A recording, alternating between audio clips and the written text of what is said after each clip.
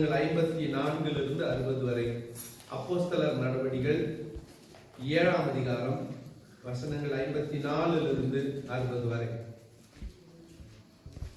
இவைகளை அவர்கள் கேட்ட பொழுது மூர்க்கமடைந்து அவனை பார்த்து பல்லை கடித்தார்கள்.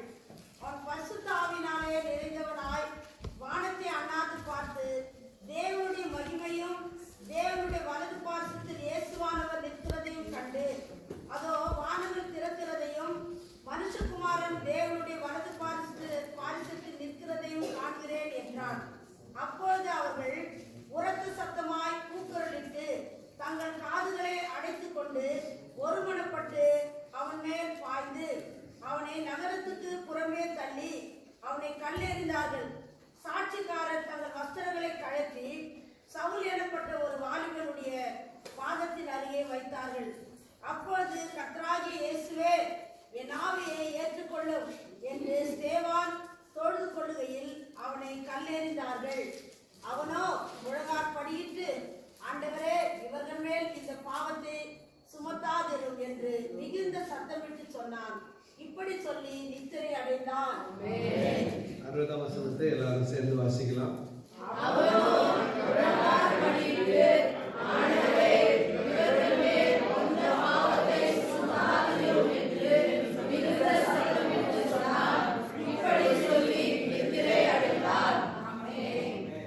இங்கிலீஷ் பைபிள்ல ஒரு Then he knelt down and cried out with a loud voice, Lord, do not charge them with the sin. And when he had said this, he fell asleep. Kannada Bible. Yesu ಸ್ವಾಮಿಯೇ, ನನ್ನ ಆತ್ಮವನ್ನು ಸೇರಿಸಿಕೊ ಎಂದು ಪ್ರಾರ್ಥಿಸಿ ಮೊಣಕಾಲೂರಿ, ಕರ್ತನೇ, ಈ ಪಾಪವನ್ನು ಅವರ ಮೇಲೆ ಹೊರಿಸಬೇಡವೆಂದು ಮಹಾಶಬ್ದದಿಂದ ಕೂಗಿದನು. ಇಂಗ್ಲಿಷ್ ಇನ್ನೊಂದು ವಾಸಿக்கலாம். And he knelt down and cried out in a loud voice, Lord, do not remember the sin against them. He said this and died.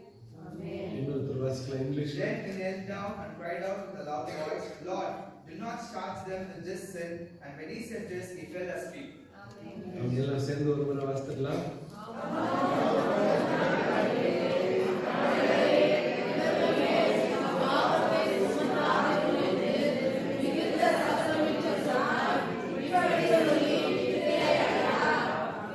கைகளை தட்டி ஆண்டவருக்காக பேசுகிறோம். ஏறத்தாழ 6-7 மாதங்களாக பரிசுத்தவான்களின் ஜெபங்களும் அதற்கு கர்த்தர் அருளின பதிலும் என்ற தலைப்பிலே தியானித்துக் கொண்டு வருகிறோம். பரிசுத்தவான்களின் ஜெபமும் அதற்கு கர்த்தர் அருளுகிற பதிலும். கடந்த வாரம் ஆண்டவராகிய இயேசு கிறிஸ்து சிலுவையிலே ஏறெடுத்த ஜெபத்தை தியானித்தோம். இயேசுவை பின்பற்றின ஒரு சீஷனுடைய அல்லது ஒரு மூப்பனுடைய ஜெபத்தை இந்த நாளிலே தியானிக்க போகிறோம். இயேசுவை பின்பற்றின சீஷன் அப்படின்னு சொன்னதும் நீங்க அவரோடு இருந்த 12 பேர்ல ஒருத்தனா நினைச்சுக்காதீங்க. இல்ல, ஆதி அப்போஸ்தல சபையில யூதர்கள், யூதர் அல்லாதவர்கள், அதாவது கிரேக்கர்கள், அங்க எருசலேமை சுற்றி இருந்த எல்லா ஜாதியாரும் ரட்சிக்கப்பட்டார்கள். அவங்க எல்லாரும் ஒரே சபையில வந்து சேர்ந்தார்கள். ஒரே சபை. அப்போ அந்த ஆதி அப்போஸ்தல சபையில சபை ஒழுங்குகள் ஏற்படுத்தப்பட்டது. ஒருவேளை பேதுரு அந்த நாட்களுக்கு முன்னோடியா இருந்தார். தலைவரா, பாஸ்டர் கூட நான் சொல்லல, ஃப்ரண்ட் ரன்னர், தலைமை தாங்கி நடத்தி கொண்டிருந்தார் பேதுரு. அவர் ஒரு பிரசங்கம் பண்ணினார். 3000 பேர் ரட்சிக்கப்பட்டார். அதுவும் மேல் வீட்டு அறையில பரிசுத்தாவின் அபிஷேகத்தை பெற்ற பிறகு கூடி வந்திருந்த அத்தனை பேரும் அவரவர்களுடைய பாஷையிலே புரிந்து கொள்ளும்படியாய் இவர்கள் பேசுவதை கேட்டார்கள். It was a grammatical literal language. அவங்க புரிந்து கொள்ளும்படியான இலக்கணம் உள்ள மொழியிலே பேசினார்கள். அதை அந்த மொழியை தெரியாத இவர்கள் பேசினார்கள், தெரிந்த அவர்கள் புரிந்து கொண்டார்கள். மேல்வீட்டாரை அனுபவங்கள் 3000 பேர் ரசிக்கப்பட்டார்கள். 12 சீஷர்களால இதை ஹேண்டில் பண்ண முடியல. எனக்கு இருக்கிற பலத்துக்கு 1000 பேர் நம்ம சர்ச்சுக்கு வந்தா என்னால ஹேண்டில் பண்ண முடியாது. என்னால எவ்வளவு கையாள முடியுமோ அவ்வளவு ஆடுகளை தான் கர்த்தர் எனக்கு கொடுத்திருக்கிறார். அவங்க பக்கத்து தோட்டத்தை, பக்கத்து தொழுவத்தை, பக்கத்து மந்தையை நான் பார்க்க வேண்டிய அவசியம் எனக்கு இல்லை. எப்பேற்பட்ட இன்னைக்கு இல்லாத ஒன்றை இருக்கிற மாதிரி காட்ட ஆரம்பிச்சுட்டாங்க எல்லா பாஸ்டர்களும். ஆமா, இப்ப உங்களுக்கு எல்லாம் நான் சேர் போட்டேன்னு வச்சுக்க, ஒரு 400 பேர் இருக்கிற மாதிரி தெரியும் சர்ச்சில். எல்லாருக்கும் ஃப்ரெண்ட்ல இருந்து சேர் போட்டுன்னு போனா நம்ம தானே அதை சொல்லிக்கலாம். சர்ச்சில் ஒரு 400 பேர் இருக்கிறாங்க, ஒரு 250 குடும்பம் இருக்குது அப்படின்னு சொல்லிக்கலாம்.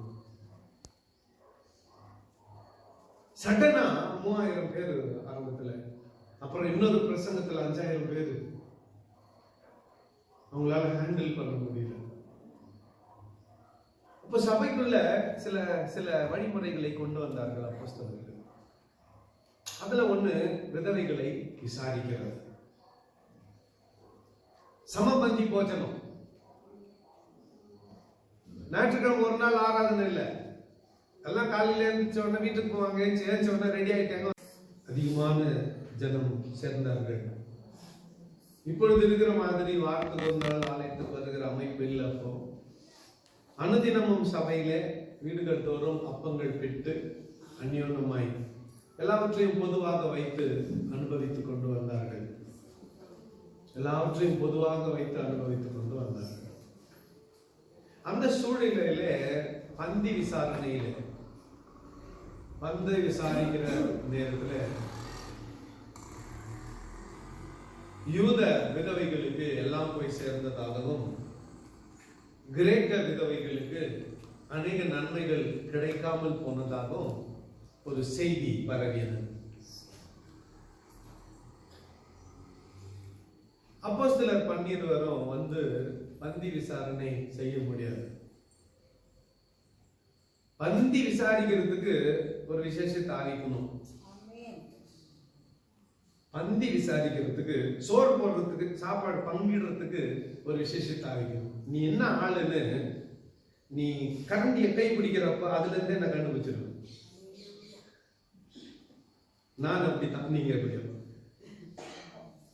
இப்ப இங்க ஒரு 150 பேர் இருக்கிறாங்கன்னு வச்சுக்கோங்களேன். நான் ஒரு 170 180 பேருக்கு சாப்பாடு செய்வேன். அந்த கடைசி ஆள் வாங்குறவர்களும் நின்று பார்த்துன்னு முதல் ரவுண்டு எல்லாருக்கும் எல்லாம் கிடைச்சிடணும். அப்புறம் யார் என்னத்த வாரிக்கினாலும் எனக்கு கவலை இல்லை. ஆனா முதல் பங்கு எல்லாருக்கும் எல்லாம் கிடைச்சிடணும். புரியுதா? இப்போ எந்த ஒரு பெரிய அமைப்பு, உங்களுக்கு ஒரு சின்ன அமைப்பு வீட்டுல எப்பா போடத்துக்கு, உங்களுக்கு ஒரு சின்ன அமைப்பு வீடு, குடும்பத்தில் இப்போ பங்கிடுற ஒரு வேலை இருக்குது பாரு, அங்க ரொம்ப கவனமா இருக்கணும்.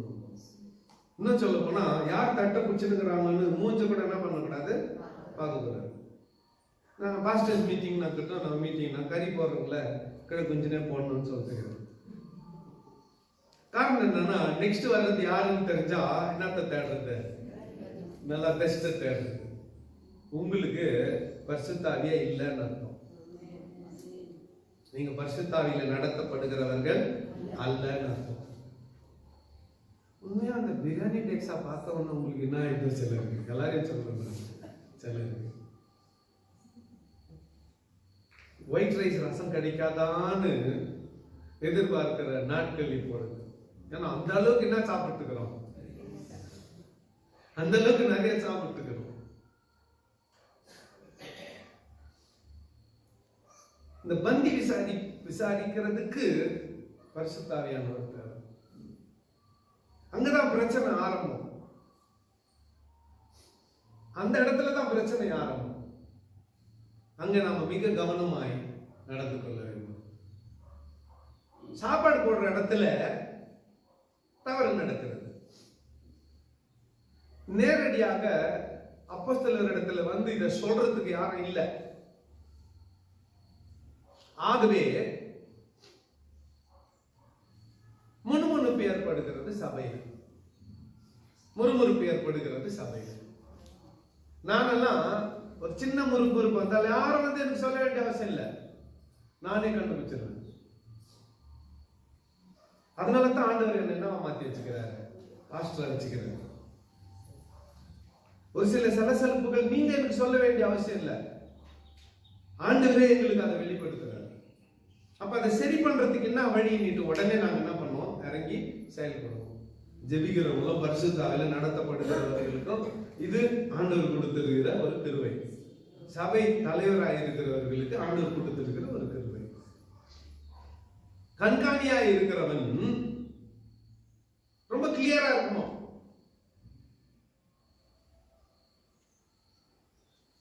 ஒரு பாஸ்டர்ஸ் மீட்டிங் நடக்குது, 100-120 பேர் வராங்க, நீங்க ஒரு 20 பேர், 140-150 பேர் இருக்கிறீங்க. அந்த நேரத்துல வந்து பாஸ்டர் என்ன ஒன்றும் கவனிக்கல அப்படின்னு பிஷப்பே சொன்னா கூட நான் என்ன பண்ண மாட்டேன், கவலைப்படவே மாட்டேன். காரணம் என்னன்னா, எல்லாரையும் அந்த நேரத்துல நான் எப்படி கவனிக்கணும், சரிசமமா விசாரிக்கணும். ஒருத்தர்கிட்டயும் ஃபேவரிட்டிசம் காட்டக்கூடாது. அது சலசலப்பை ஏற்படுத்திடும் சபையில. குடும்பத்துல கூட அவ்வளவுதான். ஒரு ஒரு ஒரு ஒரு ஒரு பொருத்தனை பண்ணுங்களேன். ஒரு மாசத்துக்கு ஆண்டவரே கிண்ணத்துல குழம்பெல்லாம் ஊத்தி நான் மறைச்சு வைக்க மாட்டேன், லெக் பீஸ் எல்லாம் எடுத்து ஒதுக்கி வைக்க மாட்டேன், அப்படியே வர்றது எல்லாரும் சாப்பிடும்படி போடுவேன். ஒரு மாசம் ட்ரை பண்ணி பாருங்களேன். குடும்பத்துல இருக்கிற ஒரு பிரச்சனை வெளியே போகும்.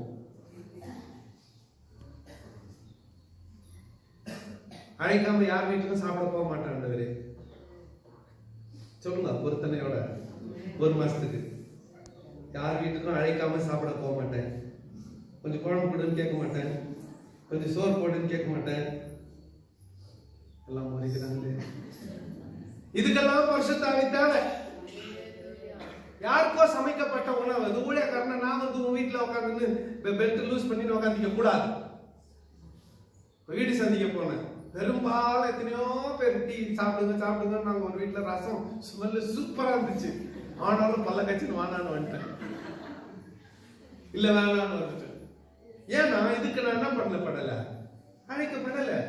இப்ப இது யாருக்கும் சமைச்சது, நான் சாப்பிட்டுட்டு வந்தா அவங்களுக்கு இருக்காது அன்னைக்கு ராத்திரிக்கு, அன்னைக்கு மத்தியானத்துக்கு. அப்போ இதுக்கு ரொம்ப சின்ன விஷயம். ஆனா இது ஏற்படுத்தக்கூடிய விளைவுகள், இது ஏற்படுத்தக்கூடிய விளைவுகள் நிறைய நேரத்துல நிறைய ஓப்பனா சொல்லிடுவாங்க, பல பேர் சொல்லாம மனசுக்குள்ள வச்சுக்கணும் அப்படின்னு இருப்பாங்க. ஒரு நடந்த சம்பவத்தை சொல்லுகிறேன். ஐசிடி நடந்து இருந்துச்சு. அப்போ ஒரு ஹோட்டல்ல சாப்பாடு ஆர்டர் பண்ணுவோம். அன்னைக்கு மீன் ஃப்ரை. அன்னைக்கு ஒரு லாயர் ஒருத்தர் என்ன பண்ணுவாரு, அது நடக்கிறப்போ வாரத்துல 4 நாள் வந்துடுவாரு. சாப்பாடு டைம் கரெக்டா வந்துடுவாரு. மற்ற நாள் வந்தா 10 பேர் சாப்பாடு ஒருத்தருக்கு 11 பகிர்ந்து போறதுல பிரச்சனை இல்லை. இப்போ ஒரு டீச்சரு 10 ஸ்டூடெண்ட் 11 பேருக்கு சாப்பாடு. 11 சாப்பாடு ஆர்டர் பண்ணிக்கிறான். அவன் என்ன பண்ணா 11 சாப்பாட்டுக்கு 11 மீனை பொரிச்சு வச்சுட்டான். இப்போ எங்க ஸ்டூடெண்ட் வந்து, ஐயா எனக்கு தலைவலிக்குது, நான் ஹாஸ்பிட்டலுக்கு போயிட்டு வரேன்ட்டு ஜான் பீட்டர் ஐயா போய்கிறார் ஹாஸ்பிட்டலுக்கு. அந்த டைம்ல லாயர் வந்துட்டாரு. சாப்பாடு பக்கத்து கொடுக்குற சீனி ஐயா என்ன பண்ணிட்டார், லாயர் சீனி ஐயா ஃப்ரெண்டா, இந்த மீன் எடுத்து அவருக்கு கொடுத்துட்டாரு. ஹாஸ்பிட்டலுக்கு போன ஜான் பீட்டர் ஐயா திரும்பி வந்தாரு. என் மீன் இதான்னு கேட்டார். அவர் மீன் இப்ப யார் சாப்பிட்டுக்குது, லாயர் லிஸ்ட்ல இல்ல, அவர் சும்மா கெஸ்டா வந்தா சாப்பிட்டார். ரொம்ப பெரிய பிரச்சனை பண்ணிட்டார். ஜான் பீட்டர் ஐயா கேட்கறது நியாயம் தானே, என் மீன் எப்படியா எடுத்து குத்தீங்க அப்படின்னு கேட்டார். சரி இப்ப நான் தலைவன் ஆக்குறேன், நான் இதை ஹேண்டில் பண்ணணும். நான் அழகா சீனியா கூப்பிட்டையா, உங்க ஃப்ரெண்டு தானே அவருக்கு வர்றது தப்பு இல்லை, ஆனா வாரத்துல 4 நாள் சாப்பாட்டுக்கு அவர் இங்க வந்துடக்கூடாது, சொல்லுங்க அவருக்குன்னு சொல்லிட்டேன். சீனி ஐயா நான் சொன்னது அவருக்கு என்ன பண்ணிக்கணும், அவர் சொல்ற மாதிரி சொல்லிக்கணும். அவர் நான் சொல்ற மாதிரியே சொல்லிட்டாரு. திருத்ததாஸ் சொல்றாரு, நீ சாப்பாட்டுக்கு வரேன். அவர் வந்துட்டு அப்படியே கத்துறான், ராகலேஸ் அண்ணா வந்துட்டுக்கிறான், நல்லியாக்கா வந்துட்டுக்கிறாங்க. அவர் என்ன நம்பர் கத்துறாரு. நான் இதெல்லாம் கேட்டேன். எனக்கும் ஒரு எல்லைக்குது இல்லையா, அட்டனன்ஸ் எடுத்தேன். எத்தனை நாள் இவர் சாப்பிட வந்துக்கிறாரு, அந்த ஒரு மாசத்துல 7 முறை சாப்பிட்டுக்கிறாரு. ஆமா ஐயா, ஒரு மாசத்துல 25 நாள்ல 7 முறை நீங்க சாப்பிட்டுக்கிறாரு. உனக்காக ஏற்படுத்தப்பட்டது இல்லை, இது பாஸ்டர்களுக்காக ஏற்படுத்தப்பட்டது. நீ பாடம் கத்துக்க வரன்னு நினைச்சா நீ சாப்பிடத்தான் வந்துக்கிறேன்னு எல்லாரும் சொல்றாங்க. எல்லாரும் வெளியே சொல்றதுக்கு தைரியம் இல்லை, எனக்கு தைரியம் வச்சு சொல்லிட்டாங்க. உண்மையா இன்னைக்கு வரல எனக்கு அவருக்கு என்ன கெமிஸ்ட்ரி சரியாக இருக்கிறது இல்லை. இன்னைக்கு வரல என்ன தவறத்தான் சொல்லுங்க, பிரச்சனை இல்லை. ஒரு சின்ன சாப்பாடு விஷயத்துல கருத்து ஏற்படுது. அப்ப குடும்பத்தில் எப்படி கிடியன் ஜோசப் இருக்கிறாங்க, வாங்குறப்ப 2 லெக் பீஸ் வாங்கணும். ஒரே லெக் அந்த வெட்டினாங்க. அதை ஒருத்தனுக்கு போட்டு ஒருத்தனுக்கு கொடுக்கலன்னா கேட்க மாட்டான். ஆனா உள்ளத்தின் ஆழத்துல அது என்ன மாறிடும், கசப்பா மாறிடும். எங்க அப்பா கிடியன் கொண்டி லெக் பீஸ் கொடுத்தாரு, ஜோசப் கொடுக்கல வரும். எங்க அம்மா ஜோசப் போட்டாங்க, எனக்கு இல்லை கிடியனும் சொல்லிட்டு காலமெல்லாம் எங்களை விட்டுருவாங்க. அவங்க 2 பேருக்குள்ள ஒரு கசப்பு, அவங்க 2 பேருக்குள்ள ஒரு பகை ஏற்படும். இது எங்க ஆரம்பிச்சிருக்குன்னா, ஒரு சாதாரண ஒரு கோழி தொடையில பசியா வந்தாமா, ஏசா கூழ் காசின்னு தான் இவன். நான் எங்குந்தோ சொல்லல, கூழ் காசின்னு தான். அந்த கூழ கொடுனா உன் சேஷ்ட புத்திர பார்த்து எனக்கு நான் கூழ கொடுக்கணும்.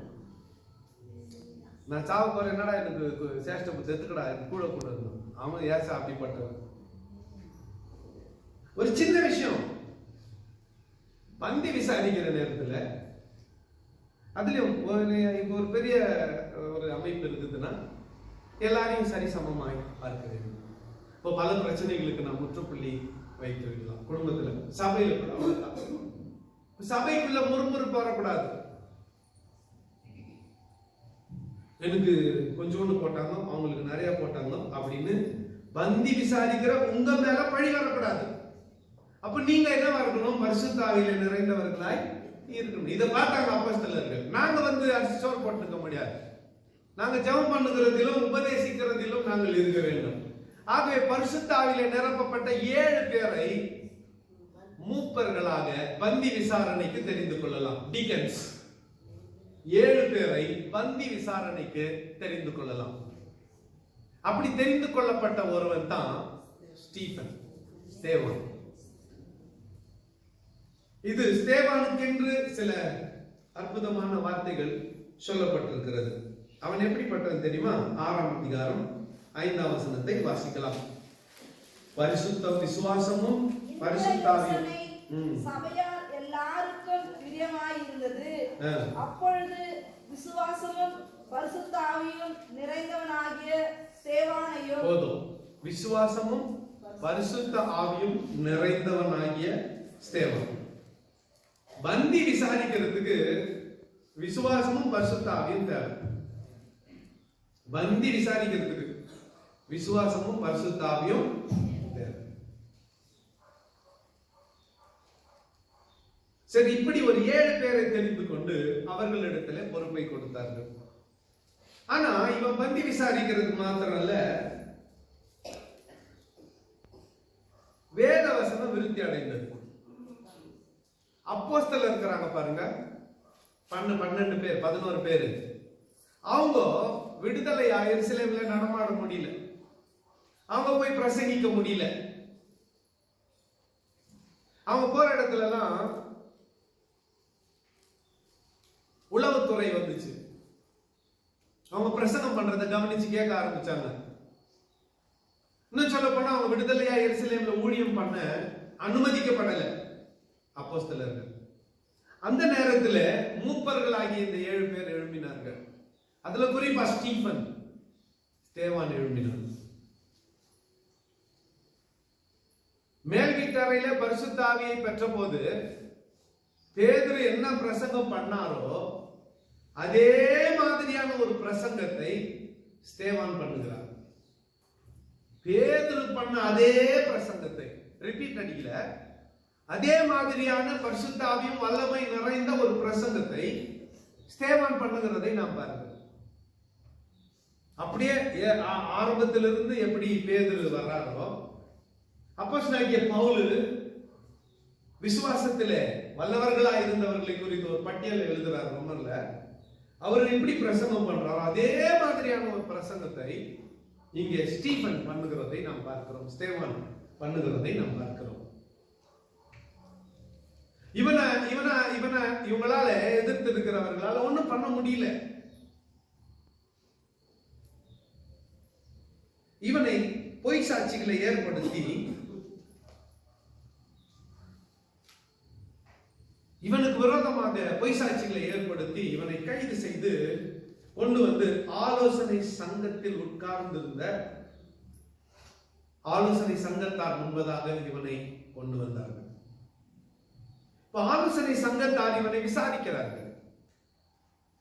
பிரதான ஆசாரியன் தான் ஆலோசனை சங்கத்துக்கு தலைவன்.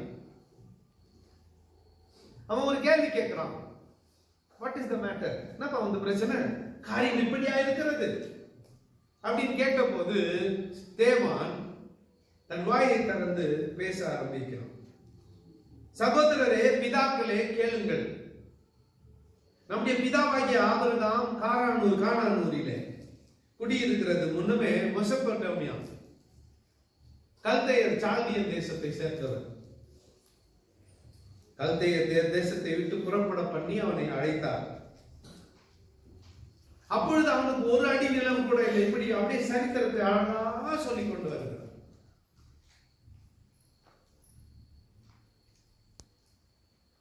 எகிப்துக்கு இவர்கள் போனது தொடங்கி எகிப்திலிருந்து கானானுக்கு இவர்களை கொண்டு வந்தது வரையில மோசே எப்படி ஜனங்களை வழி நடத்தினார் என்று, சீனாய் மலையிலே கர்த்தர் எப்படி மோசே கொண்டு பேசினார் வழி நடத்தினார் என்றும், இப்படி ஆரோனை எப்படி அழைத்தார் என்றும், இப்படி எல்லா காரியங்களையும் அற்புதமாக விவரித்துக் கொண்டு வருகிறார். கொண்டு வந்து இயேசுநாதரிடத்துல கொண்டு வந்து அந்த ஸ்டோரியை, செய்தியை நிறுத்துகிறார். இந்த இயேசு கிறிஸ்துவை சிலுவையில் அறைந்தீர்களே. பேதுரு சொன்னார் பாருங்க, குற்றம் இல்லாத தேவ ஆட்டுக்குட்டியை கொலை செய்தீர்களே என்ற அதே வார்த்தையை, அதே மாதிரியான ஒரு செய்தியை ஸ்தேவான் சொல்லுகிறார். இதை கேட்டதும் இவர்கள் எல்லாம் ஸ்தேவானுக்கு விரோதமாய் பல் கடிக்கிறார்கள். பிரதான ஆசாரியன் தீர்ப்பு சொல்வதற்கு முன்பதாகவே ஒரு மனதாக, இது ரொம்ப ரொம்ப ஒரு ஆச்சரியமான ஒரு விஷயம். ஒரு கமிட்டினாவே ஒரு மனம் வர்றதே இல்லை. ஒரு கமிட்டினாவே 2 கருத்து 3 கருத்து கண்டிப்பா கமிட்டியில இருக்கும்.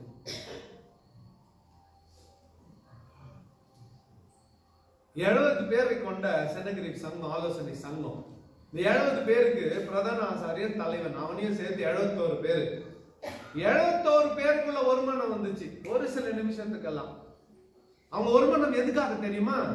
ஸ்தேவானை கொலை செய்வதற்கு, இயேசுநாதரை கொலை செய்வதற்கு இந்த ஆலோசனை சங்கம் ஒருமனப்பட்டது.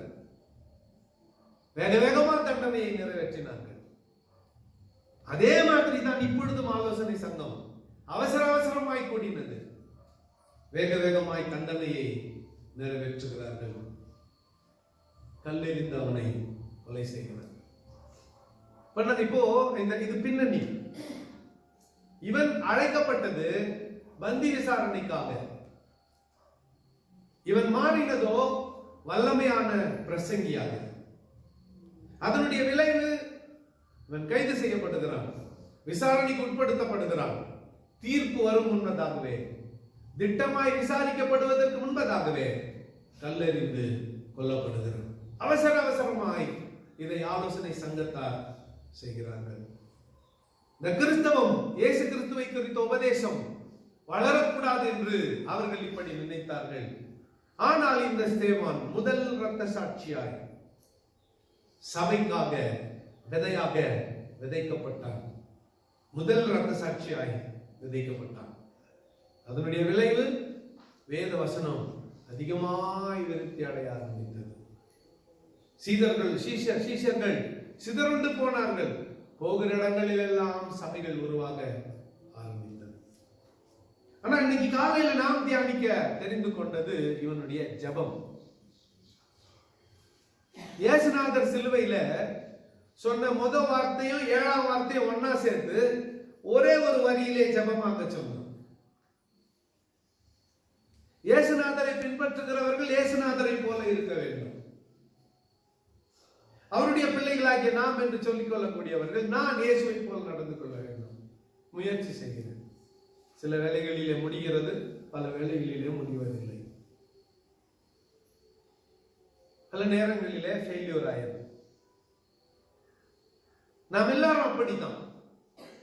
இயேசுநாதர் என்ன சொன்னார்? பிதாவே இவர்களுக்கு மன்னியும், தாங்கள் செய்கிறது என்னதென்று அறியாதிருக்கிறார்கள். மன்னிப்பு கேட்டான். ஆண்டவரே, இவர்கள் மேல் இந்த பாவத்தை சுமத்தாதரும். இவர்கள் பாவத்துக்கு மன்னிப்பு கேட்கிறார். பிதாவே உடைய கரத்திலே நாவியை ஒப்புக் கொடுக்கிறேன். இயேசுநாதர் சொன்னார், கர்த்தராகிய இயேசுவே நாவியை ஏற்றுக்கொள்ளும் என்று ஸ்டீபன் சொன்னார். 59, 60 வசனங்கள், இந்த 2 வசனங்களிலே இயேசுநாதர் சொன்ன முதல் வார்த்தையும் 7ஆம் வார்த்தையும் அடங்கி இருக்கிறது. பிதாவே இவர்களுக்கு மன்னியும், தாங்கள் செய்கிறது என்னதென்று அறியாது இருக்கிறார்கள் என்று இயேசு சொன்னார். அதே வார்த்தைகளை இவனும் சொல்றார். ஆண்டவரே, இவர்கள் பாவத்தை மன்னித்தார். பிதாவுடைய கரத்திலே நாவை ஒப்புக் கொடுக்கிறேன் இயேசு சொன்னார். இவனும் இயேசுவே என் நாவையை ஏற்றுக்கொள்ளும் என்று சொன்னான். நேற்று ராத்திரி தூங்க போறதுக்கு முன்னால நேரம் தூங்கல, ஒரு பாடல் ஒன்றை கேட்டேன். I am in the good hands.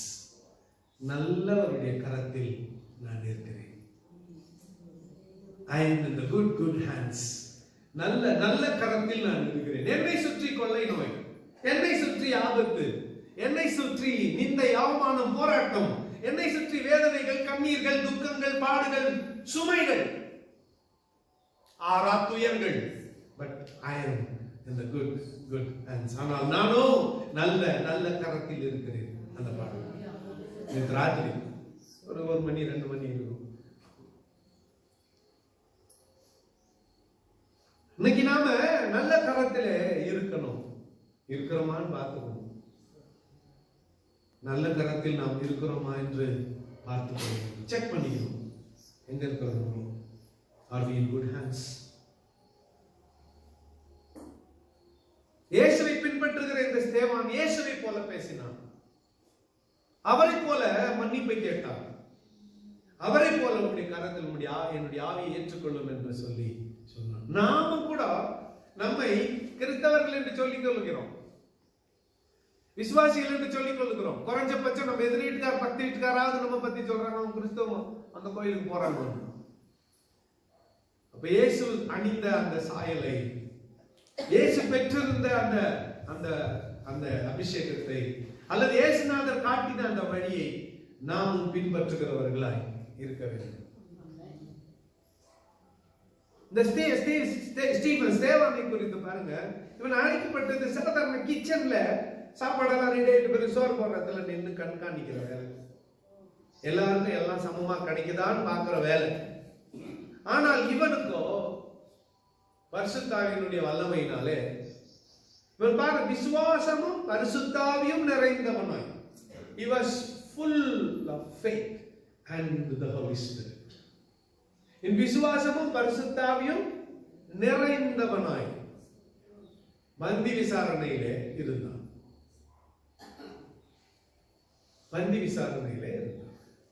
அதற்கு பிறகு ஒரு வல்லமையான பிரசங்கியாய் மாறினான். இவன் விரும்பல, அப்படிப்பட்ட ஒரு சூழ்நிலை ஏற்பட்டது. யாருக்கும் இவன் பயப்படல. காரணம் பரிசுத்தாவில நிறைந்தவனாய் இருந்தபடியா தைரியமாக இவன் பேசினான். சற்றும் பயப்படாமல் பேசினான். அதனுடைய விளைவு கல்லெறிந்து கொல்லப்பட்டான். இயேசுநாதர் சிலுவையிலே அறையப்பட்டது ஒரு வகையான தண்டனை. ஸ்டீபன் கல்லெறிந்து கொல்லப்பட்டது வேறொரு வகையான தண்டனை. ரோமர்கள் தண்டனை நிறைவேற்றினார்கள் இயேசுநாதர் விஷயத்துல. ஸ்தேவான் விஷயத்துல அதுக்கு கூட இவனை கொண்டு போய் ரோமர்கள் முன்னால நிறுத்தவே இல்லை. ஏரோது பிலாத்து என்பவர்கள் முன்னாலாக நிறுத்தவே இல்லை. இவர்களே கல்லெறிந்து கொன்று விட்டார்கள். படுகொலை, லிஞ்சிங் சொல்லுவாங்க தெரியுமா? லிஞ்சிங் வட மாநிலத்துல மாட்கறி ஒருத்தவங்க தூக்கின்னு போனாங்கன்னு அவங்க கூடையில இருந்துச்சுன்னு அவங்கள 10 எல்லாம் ஜனங்களே சேர்ந்து அடிச்சு சாவச்சிருந்தது. அப்படிப்பட்ட ஒன்று இவர்களே சேர்ந்து கல்லெறிந்து கொண்டு இவன் செஞ்சது என்ன? விசுவாசமும் பரிசுத்தாவியும் நிறைந்தவனாய் ஆரம்பத்திலே பக்தி விசாரித்துக் கொண்டிருந்து பிறகு கர்த்தருடைய வார்த்தையை சொன்னான், நடந்ததை சொன்னான். சகோதரரே, தகப்பன்மாரே, கேளுங்கள். ஆபிரகாமை தொடங்கி மோசேயை தொடங்கி இயேசுநாதர் வரையிலே சொல்லிக் கொண்டு வந்தார். இவர்கள் இவன் மீது கோபப்பட்டு கல்லெறிந்து கொலை செய்தார்கள். கொலை செய்தவர்களுக்கு இவன் சொன்ன பதில், பிதாவே, இந்த பாவத்தை இவர்கள் மீது சுமத்தாதீர். நம்ம பழி தீர்க்க முற்படுகிறோம். We wanted to revenge. என்ன இப்படி சொன்ன ஒரு வார்த்தை அவன் சொன்னா நம்ம 10 வார்த்தை சொல்றோம். அவங்க ஒரு அடி அடிச்சா நம்ம 10 அடி அடிக்கிறோம். நம்ம அடி வேண்டியதில்லை, அவங்க அடிக்கிறதுக்கு கைவாங்கனாவே போதும். 10 அடி நம்ம அடிச்சிடறோம். கிறிஸ்தவங்க அதுல ரொம்ப எக்ஸ்பர்ட். கேள்விப்பட்டேன், இலக்கணம் இலக்கணமா கெட்ட வார்த்தை பேசுறது கிறிஸ்தவங்க தான். ஒரு ஐயா வந்தார். ஐயா, ஒரு நாளைக்கு நான் ஃபோன் பண்றேன், கொஞ்சம் வந்துரு ஐயா. என்னன்னு கேட்டேன். இல்ல, உங்க சர்ச்சுக்கு வர ஒருத்தர் எப்படி கெட்ட வார்த்தை பேசுறாங்கன்னு நீங்க வந்தீங்கன்னா தெரியும்னு சொன்னாரு. நான் சொல்ல மாட்டேன்.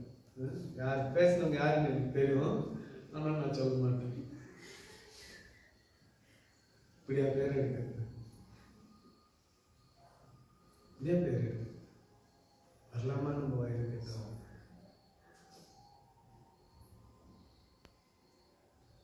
நான் ஒருத்தர் மேல ரொம்ப கோபமாக்குறேன்னா நான் என்ன பண்ணுவேன் தெரியுமா? ஒருத்தர் மேல பயங்கர கோபம் இருக்கு, என்ன பண்ணுவேன் தெரியுமா? சாத்து திரும்பி போயிடும். உண்மையா அடுத்து கொஞ்சம் சில மணி நேரம் இல்ல சில நாள் அவங்கள என்ன பண்ண மாட்டேன், பார்க்கவே மாட்டேன். நான் உங்களுக்கு ரொம்ப கோபம் தரேன். நான் கோபத்தின் உச்சக்கட்டம் போய் இந்த வாய் சும்மா இல்லாம என்ன பண்ணிடும், எதைனா பேசிடும். காலமெல்லாம் இப்படி பேசிட்டுமே நம்மளுக்கும் வருத்தம். பாஸ்டர் இப்படி சொல்லிட்டாரு, அவங்களுக்கும் வருத்தம். என்னத்துக்கு அது? அதனால என்ன பண்ணிடுறேன், இப்பெல்லாம் பொறுத்து கசத போயிடும். கேட்கறதுக்கு நிறைய கேள்விங்க வருது, அப்படியே அப்படியே ஸ்டெப் ஸ்டெப்பா வருது. நம்ம கேட்கிற கேள்விக்கு ஒண்ணுக்கும் அவங்க கிட்ட பதில் இல்லைன்னு தெரிஞ்சு கொள்ள பட்சியில் அப்படியே போயிடறான். ஏன்னா அவங்களை காயப்படுத்த விரும்பல. அந்த கோவம்லாம் தணிஞ்ச பிறகு அப்புறம் ஹலோ அவரையோ நல்லா இருக்குறியா, ஓகே, அவன் திரும்பி அதை பத்தி என்ன யோசிக்கிறது இல்லை, அதை பத்தி ஒரு சிந்தனையே நான் வைக்கிறது இல்லை. Okay, human beings finished. மனிதர்கள் இந்த குறை அவங்களுக்குள்ள, எனக்குள்ள 1000 குறை இருக்குது. இது அப்போ எந்த மேக்னிஃபை பண்ணி பார்த்தா அவங்க குறை ஒண்ணுமே இல்லை அப்படின்னு நினைச்சுக்கின்னு என்னை நான் சரி பண்ணிக்க முயற்சி பண்றேன். ஆண்டவருடைய பிள்ளைங்க இந்த காலவெளியில இயேசுநாதர் ஒரு வழியை ஒரு ரோட போட்டாரு. அந்த ரோட்ல ஸ்தேவான் நடந்தான். அந்த ரோட்லயே நாமும் நடக்கும்படி இந்த பகுதி நமக்கு சொல்லுகிறது. நம்மளும் இதே பாதையிலே நடக்க வேண்டும் என்று இந்த பகுதி சொல்லுகிறது. நாம் எந்த பாதையிலே நடந்து கொண்டிருக்கிறோம்? மன்னிப்பின் பாதையிலே நடக்கிறோமா? பிதாவே, இயேசுவே, என் ஆவியை ஏற்றுக்கொள்ளும் சொல்லுகிற அளவிற்கு தயாராக இருக்கிறோம். நாம் சிந்தித்து பார்க்க வேண்டும். வேதத்தில் இருக்கிற இதெல்லாம் 2000 வருஷத்துக்கு முன்னால நடந்தது, 3000 4000 வருஷத்துக்கு முன்னால். இன்றைக்கும் இது நமக்கு பாடத்தை சொல்லிக் கொண்டிருக்கிறது. ஸ்தேவானுடைய வாழ்க்கை எனக்கு ஒரு பாடத்தை சொல்லிக் கொடுக்கிறது. அது என்ன பாதை, என்ன பாடம் அது? ஆமா, அவங்க இவனை கொலை செய்தார்கள். கொலை செய்கிறவர்களை பார்த்து, ஆண்டவரே, இவர்கள் பாவத்தை எண்ணாது, இவர்கள் மீது சுமத்தார்கள், இரத்தப்பழியை இவர்கள் மீது சுமத்தாதிரும் என்று வேண்டிக் கொண்டார். ஸ்தேவானின் ஜெபம்.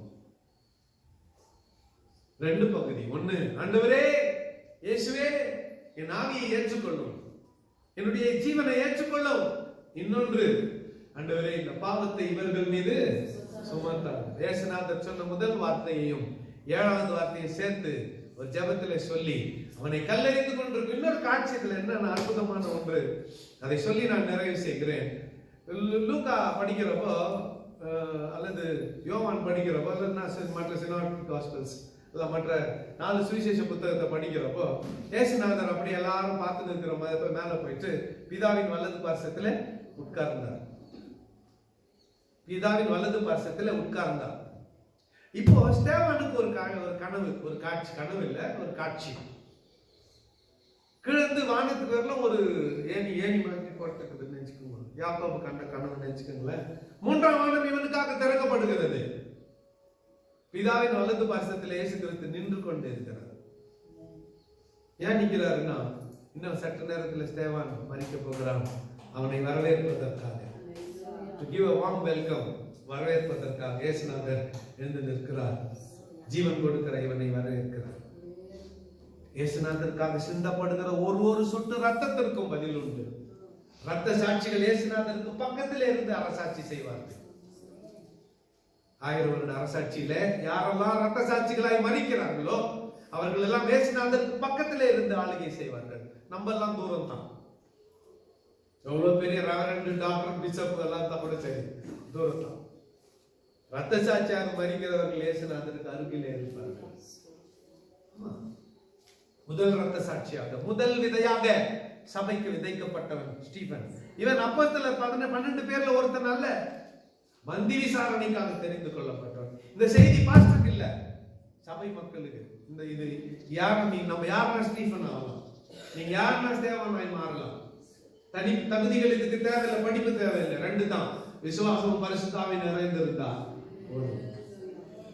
அருமையான ஆண்டவருடைய பிள்ளைகளே, இந்த அருமையான காலங்களில் ஸ்தேவான் நமக்கு ஒரு நல்ல பாடத்தை சொல்லிக் கொடுத்திருக்கிறார். மற்றவர்களை மன்னிப்பதும் இந்த ஆவியை அவருடைய பாதுகாப்பான கரத்தில் ஒப்பு கொடுக்கிறது தான் அந்த ஜெபம். ஆண்டவரே இயேசுவே, என் ஆவியை உம்மிடத்துல ஒப்பு கொடுக்கிறேன், ஏற்றுக்கொள்ளும். இது அவனுடைய ஜெபமாக இருந்தது. இப்படி ஜெபிக்கிறவர்களாய் நாம் மாற வேண்டும். கர்த்தர் தாமே இந்த வார்த்தைகளை நமக்கு ஆசீர்வதித்து தருவாராக. கண்களை மூடி நாம் ஜெபம் செய்வோம். ஆவிலே ஒருவர் சுருக்கமாக கேட்ட வார்த்தைகளை நினைவு கொண்டு ஜெபிக்கலாம்.